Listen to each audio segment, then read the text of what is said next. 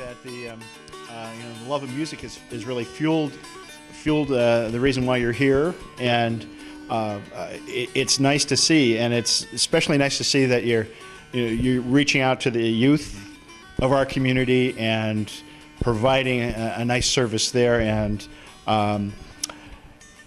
what else can you tell me about what you do? Well, the other part of of New Traditions is the live performance, and I'm working right now on. I've got 2 tours that are coming up in the early summer and late summer, and I'm also working on another tour that's going to be a UK tour, which I'm really working hard on. I would love to take my music to the UK. It's it should be okay in the UK. It should be, but we're going to go to the Mid-Atlantic states in June, and then in August I'll be going out to Nevada, Colorado, Utah, Wyoming, Montana, and then back home.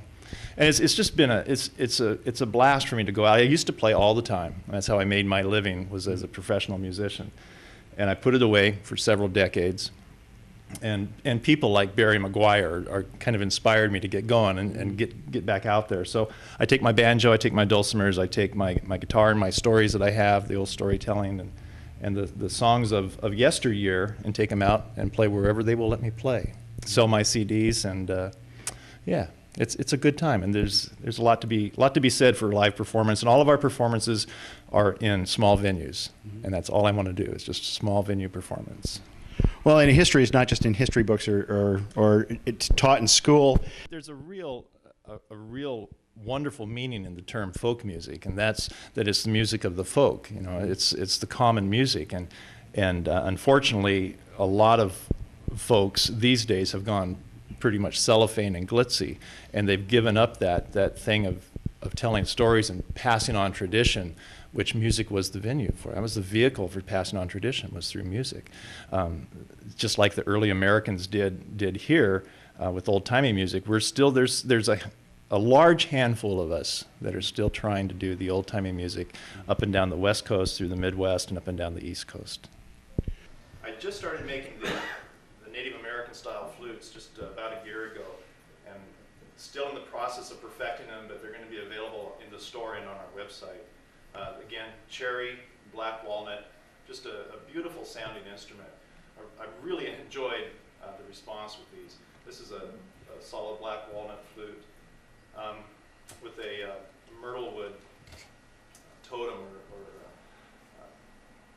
totem, we'll just leave it at that, for the flute. It gives us a great sound. This is just an amazing sounding instrument. I really like it.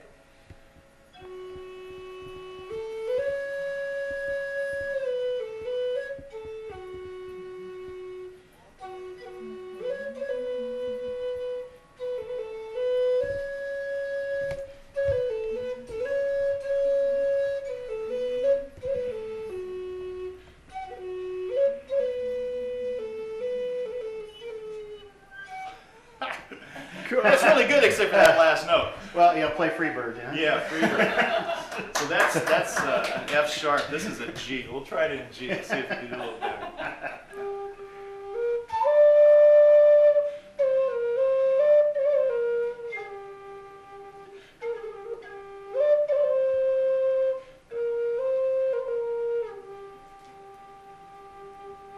We'll just leave it at that. I got the last one of the indigenous instruments to our nation is the dulcimer. This is they originated as just a rectangular box, then they went to a great big oval, and then they acquired this more feminine design with the hourglass shape. This is cherry, and this is Alaska Sitka spruce. The only woods that we use that are not from our area are our soundboards, which are brought down from Alaska.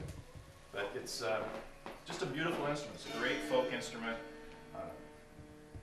Has been around in this country since the very early beginnings of the country. It's tuned real simple. It's tuned to a D, A, D.